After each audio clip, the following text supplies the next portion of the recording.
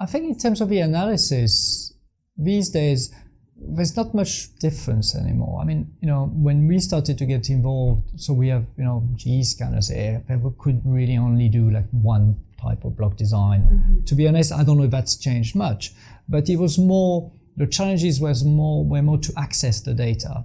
Okay. So it's rather than the analysis, because most of the neurofeedback analysis is actually quite simple. Okay. It's just basic, motion correction, just a bit of filtering, not the sophisticated image analysis which you do offline. Right. Okay. So it's like a, if you want a rough first analysis, but which should be enough to get something quickly to be feeding back.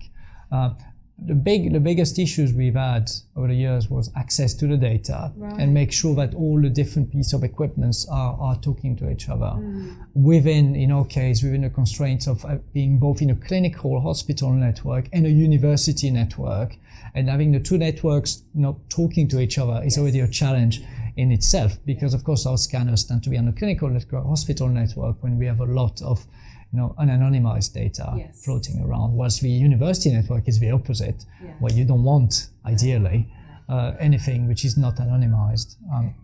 So the challenge is more than the analysis, but actually access to the data, to be able to actually log into the scanner to grab these data. Okay. This is, I guess, where if you were, wanting to take, your MRI scanner in your hospital, you may not have that kind of access without having to involve the manufacturer, I guess. Okay.